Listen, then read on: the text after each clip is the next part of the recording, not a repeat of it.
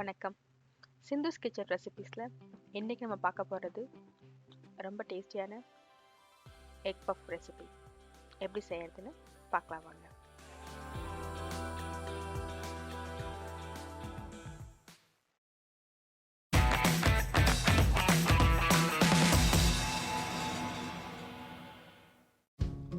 Egg பஃப்க்கு நம்ம முதல்ல மசாலா செஞ்சுக்கலாம். அதுக்காக ஒரு வானலில் 2 டேபிள் ஸ்பூன் அளவுக்கு எண்ணெய் ஊற்றிருக்கேன்.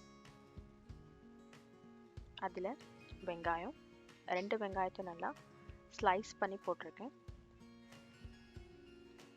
இதை நம்ம கம்ப்ளீட்டாக வதக்க போகிறது இல்லை, லேசாக வதங்கினாலே போதும். ஸோ தக்காளி 1 ஆட் பண்ணியிருக்கேன். இப்போ ஓரளவுக்கு வதங்கிடுச்சு. இந்த தக்காளிலாம் நல்லா வதங்கணும், அது மட்டும் நல்லா பார்த்துக்கோங்க. ஏன்னா நம்ம சாப்பிடும்போது நடுவில் தக்காளி வதங்காமல் இருக்கக்கூடாது. தேவையான அளவுக்கு உப்பு.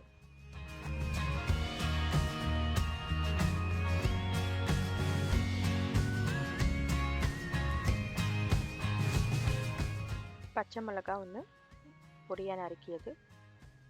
இஞ்சி பூண்டு விழுது 1 டீஸ்பூன்.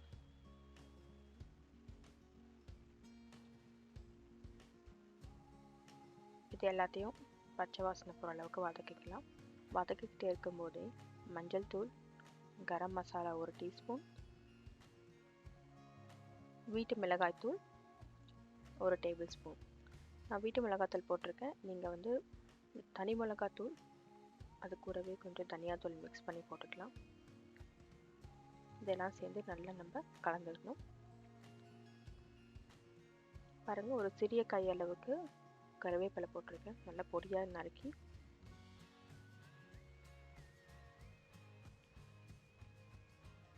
இந்த பச்சை வாசனை போன உடனே ஒரு 1/4 கப் தண்ணி, அதிகமாக ஊற்றக்கூடாது.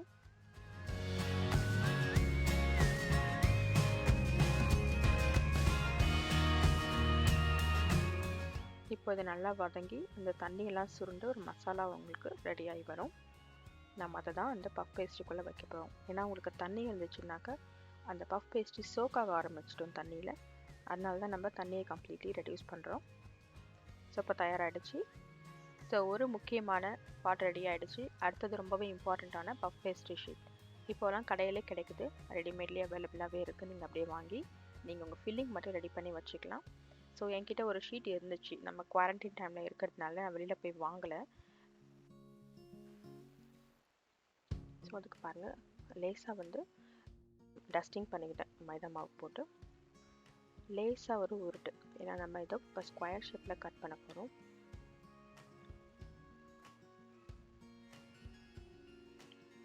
இப்போ அதை 4 ஸ்கொயர் பீசஸாக நம்ம கட் பண்ணியாச்சு. இப்போ நம்ம அதை ஃபில்லிங் வச்சிடலாம். ஃபில்லிங் கரெக்டாக 1 ஸ்பூன் எடுத்து லேசாக அந்த ஸ்பூனோட பின்புறத்தால் ஸ்ப்ரெட் பண்ணி விட்டுக்கோங்க. அதில் வேக வச்ச முட்டை இந்த 4 பக்கத்தையும் நம்ம சீல் பண்ணணும். ஸோ நான் இதை எல்லாம் கம்ப்ளீட்லி மூடி சீல் பண்ண போகிறது கிடையாது. ஏன்னா இது உங்களுக்கு பஃப் வெந்து வரும்போது நல்லா பியூட்டிஃபுல்லாக அப்படியே அதுவே விரிஞ்சு வரும். ஸோ எனக்கு அந்த மாதிரி தான் தெரியும், உள்ளே இருக்கிற எக் உங்களுக்கு தெரியும் நம்ம வெளியில் பார்க்கும்போது. ஸோ நான் அதை கம்ப்ளீட்டாக மூடாமல் கார்னர்ஸை மட்டும் லேசாக சீல் பண்ணியிருக்கேன். ஸோ மற்றதையும் நம்ம சீல் பண்ணியாச்சு. இப்போ பாருங்கள், நான் ஒரு ப்ரஷ் யூஸ் பண்ணிவிட்டு மேலே அப்படியே எக் வாஷ் பண்ண போகிறேன். எக் வாஷ் பண்ணுறது உங்களுக்கு மேலே ஒரு ப்ரௌன் கலர் லேயர் ஒன்று ஃபார்ம் ஆகும். நம்ம கடையிலலாம் சாப்பிடும்போதே உங்களுக்கு பார்த்துருப்பீங்க. ஸோ உங்களுக்கு ப்ரஷ் இல்லைனாலும் பரவாயில்ல, நீங்கள் கையால் இல்லை ஸ்பூன் ஃபோர்க் எது வேணால் யூஸ் பண்ணிங்க அப்படியே அப்ளை பண்ணிக்கலாம்.